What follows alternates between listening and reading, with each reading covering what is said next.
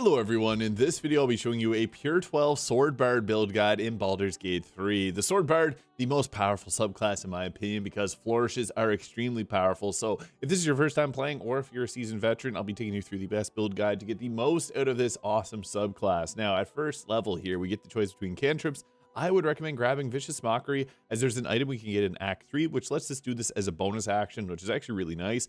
And on top of that, we also got the Mage Hand here, as we can use a Mage Hand to throw healing potions or also water bottles to set up our cold and lightning damage casters. For the spells that we want to have, I would recommend grabbing the Healing Word. You can use this to pick up downed allies. Thunder Wave, sometimes you can pick up some easy KOs by knocking people off of ledges. The Dissonant Whispers enchantment spell is great, and we can also later use this as a bonus action, which does a pretty fair amount of damage and can frighten a creature. And also Tasha's Hideous Laughter is really nice, knocking a target prone. Now for our ability scores, Dexterity is going to be really important because Dexterity gives us a boost to our initiative so that we can go first in combat, which is very important since we're a crowd controller and damage dealer. Also with the Charisma at 16, this gives us good spell casting. I would recommend if you want a little bit more survivability to change around and add your change your Charisma with your Constitution there. And alternatively, if you're the face of the party, you can actually go and take the Hag's Hair in Act 1, set your Charisma to 17 and use that to boost it to 18, which will save you a feat. You could also put it to 17 and use the Actor feat as well if you're the face of the party. Make sure you do have the skill Proficiency in Persuasion there. It's an important one. Upon hitting level 2, we get to add a half our proficiency bonus to anything we're not proficient in, and we get an extra short rest. For our spell that we'll be taking, I like Fairy Fire or Sleep, which can put usually 3 goblins to sleep in the early game. Pretty decent. You can swap it off later. Once we get to level 3, this gives us our subclass with the most powerful ability, Slashing Flourish. This allows you to attack 2 targets at once, which is crazy. Huge boost to our damage. This can actually be really nuts because the Slashing Flourish on the bow will attack 2 targets, and you can actually attack the same target twice. This is a pretty big boost for damage when you consider things like Sharpshooter, being able to add that plus 10 damage to an attack against the same enemy twice. Pretty useful. Now, I just want to acknowledge something, that this build is not the most optimal. The best would actually be to take 10 levels of the Bard, 2 levels of the Paladin, because you can actually do reaction smites, set them to a reaction when you do your Slashing Flourish. You'll smite both enemies. That's a huge boost for damage. I want to keep this pure 12 levels. I just want to acknowledge that the adding in the Paladin is great. The Fighter is also great too for Action Surge, but yeah, Slashing Flourish is huge. We also are going to take the Dueling feat, fighting style here. 2-weapon fighting is nice, especially if you want to use offhand crossbow or offhand weapons.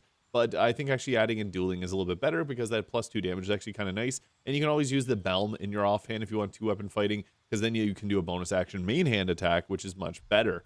And for the spell that we'll be taking here, I like Hold Person a lot because we can later on cast as a bonus action and get free critical hits in. What's nice is you can sometimes freeze 2 enemies beside each other and do a Slashing Flourish and take them both out. And we also got Cloud of Daggers there for guaranteed damage. That's a pretty good spell overall. I really do like Cloud of Daggers, but for this build, we're not going to use it. Level 4, this gives us another spell here. Invisibility is my personal preference over Cloud of Daggers. I do like Cloud of Daggers, but it eats up our concentration. So does Invisibility, but we can actually later on cast this as a bonus action. If you want early game damage, though, Cloud of Daggers is really nice. And if you're the face of the party, take Friends. If not, Minor Illusion is great. And for our first feat, I would recommend the Alert feat, plus 5 to initiative. If we can go first as a Bard, we can do our Slashing Flourishes, take out a few enemies, and then do crowd control spells on the enemies between us and our next team member in our initiative. This can help support the team quite a bit. Otherwise, use an ability score improvement on your Charisma or Dexterity, preferred if you want to be more melee focused. Level 5 gives us Bardic Inspiration now as a 1d8, so you can boost up your allies, and we get it back on a short rest, which is a huge boost. We definitely want that. Once we get to level 3, we get Glyph of Warding. If you're a half-elf, you can put a Glyph of Sleep at your feet because you can't be put to sleep, and it'll put everyone around you to sleep. This is also like a mini, shorter, half of the range fireball. You can also do lightning and cold, which is really fun. Level 6 is a huge power spike because we get the extra attack, so that means Slashing Flourish.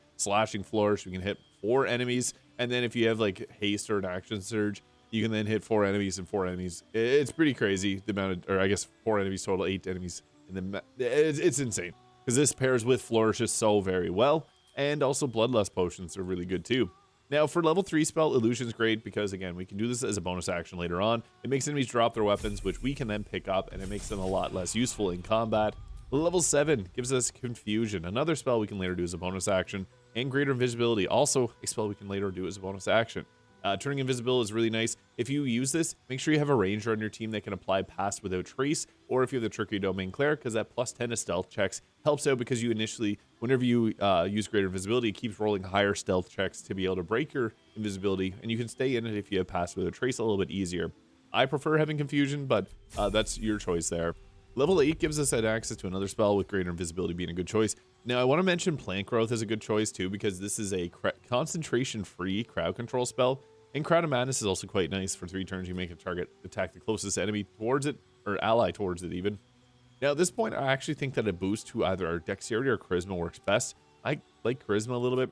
Now, you can do a single level dip into the Hexblade Warlock too. I'm doing this pure level 12, but I just want to mention a few different combinations, because adding in the Hexblade Warlock gives us the Charisma scaling on our weapon, so you can go all in on a Charisma. And then on top of that, you also get Booming Blade, which is great to have. Once we make to level 9, Hold Monster is a really great spell to take for crowd control late game. And now we get to the most beneficial level of the Bard. This makes our Bardic Inspiration 1d10. We get to take another cantrip. We get to take another spell, which I would recommend Dominate Person as an enchantment spell. But we get Magical Secrets. There's a lot of great options. I'm going to break down the best of them. Banishing Smite, it's not just ranged Smite. You can do with Melee Smite too. This uses your concentration and your bonus action, but you do an additional 5d10 of force damage. So it scales similarly to a Smite. Very powerful.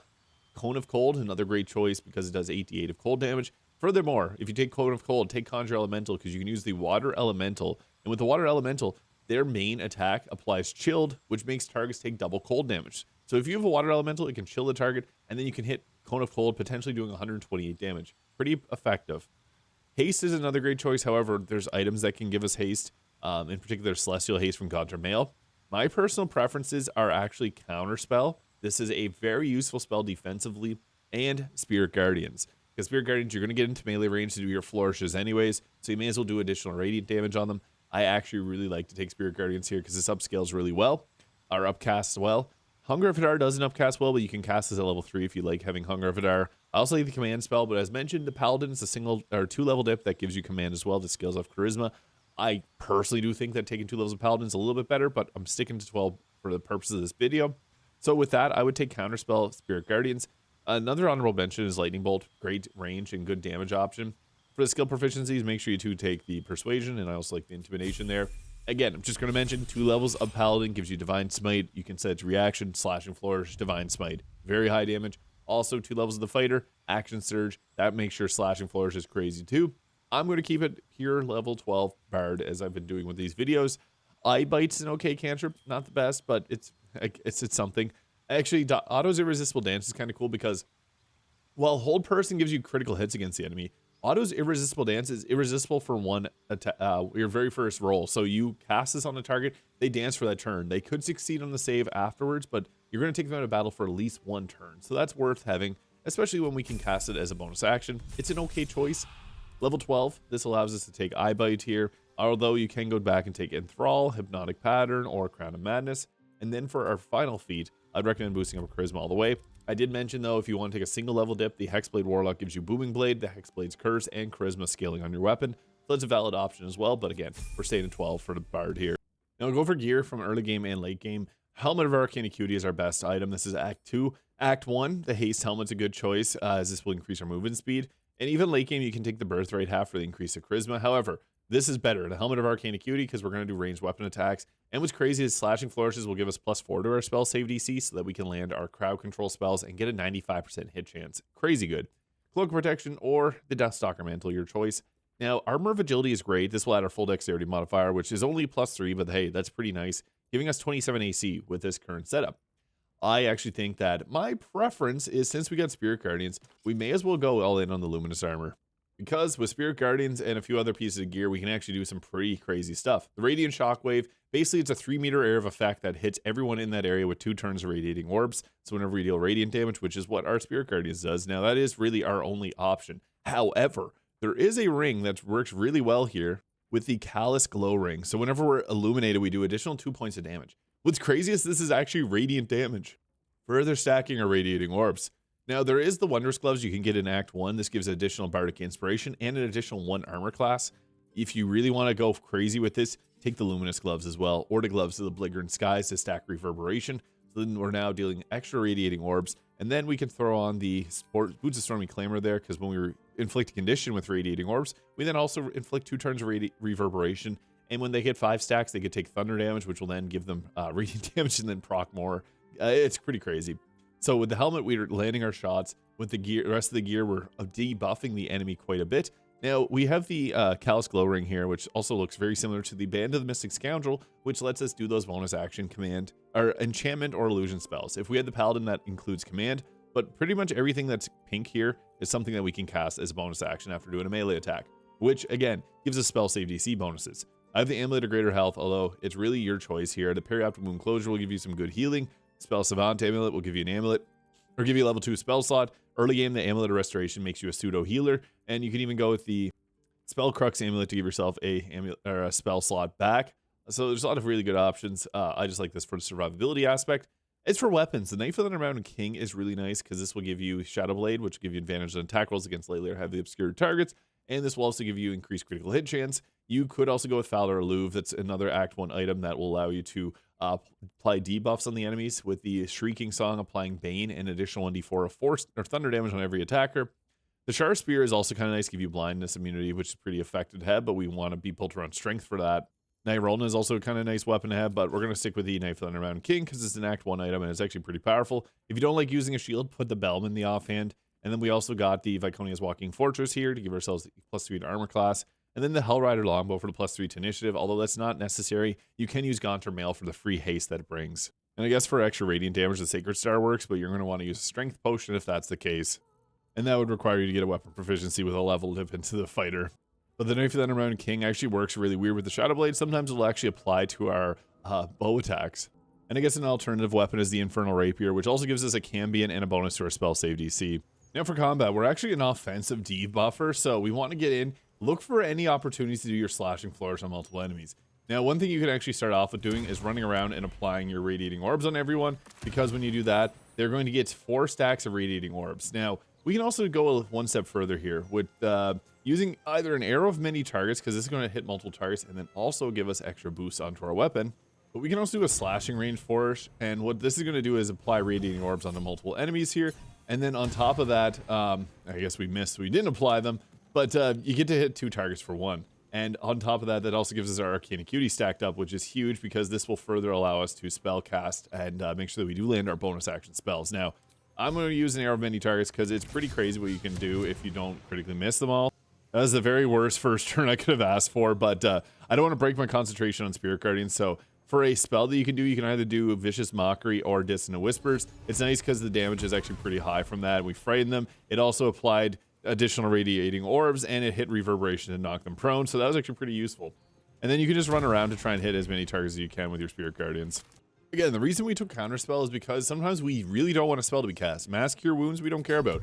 Command and Hold Person, we do. We don't want those to hit, so that is a big benefit of taking that. Now, they're pretty foolish, and they walked right outside our range, so we don't have to expend much movement speed to then hit with Spirit Guardians. It only did 2 damage, not too much. But sometimes, yeah, you can see there, you can get 20. Now, we're still not getting very good luck with our ability to do Slashing Flourish. I'm going to need an opportunity attack to run over here and try to hit this, because we want to use Slashing Flourishes as much as possible. That's kind of the whole reason for this build, so that's something we want to do. And we are able to hit one here, so that's perfect. Slashing Flourishes are great because sometimes you can get lucky and take out 2 enemies with one single action like that. Or not even an action, but a weapon attack. You can constantly try to set up and locate yourself into positions to be able to get them, because sometimes it can be really generous like you see here. We're able to get the Slashing Flourish off, hitting both targets. Didn't quite finish off this target, but we have advantage on the attack. So we can actually go ahead. We don't have a good range chance of hitting a ranged attack here, unfortunately, but Arrow of Many Targets, if you can force crits on these are really good. Hold Person is really good because every attack afterwards is going to be an automatic critical hit. And you can see there, we're applying, we dazed the target, we got Radiating Orbs going off on the targets. This is perfect. I'm actually just going to focus on hitting them because we have a higher hit chance on these further away enemies and their dazed, so we get that extra advantage. Boom, Radiating Orbs built up. We broke a concentration on Ensnaring Strike. That's perfect. Now we got a choice because I have Spirit Guardians up, but we have lots of spell slots. Sometimes you can get really lucky with Confusion. But my personal preference here is whenever we can get our Arcane Acuity up, we now have a +10 as mentioned, so that gives us 31 spell save DC. This is really good because then we can use Hold Person, and we're not going to miss this shot. So we can upcast it. So upcasting this, we can go 99% hit chance, 99% hit chance, 99% hit chance, and 95% hit chance. We got lucky there. We were able to land all of those. So now, even though we just we use up all our actions, our bonus action literally just want us to fight, because now none of these people can move. They just flop around like that, and then it's our turn again. And the best part about it is when we do an attack at close range, it is an automatic critical hit. So you can do some pretty silly stuff like go up close, automatic critical hit, arrow many targets. The arrow many targets will automatically crit everyone. If the first attack is a critical, it'll automatically do that. We want to buy every single arrow many targets that we can find because they're really good. For the reason being, we can get our arcane acuity stacked up really quickly. Slashing flourishes are night 2, as you can see there. We took out 2 birds with 1 stone. So yeah, that is a very powerful Pier 12 Sword Bard build. As mentioned again, Paladin level 2, or Fighter level 2 are very powerful additions to this, but it's extremely strong even all the way through. And as a debuffer, it's fun. Spirit Guardian is an awesome spell. Let me know your thoughts in the comments. Hit the subscribe button below if you enjoyed, and I'll catch y'all in the next video.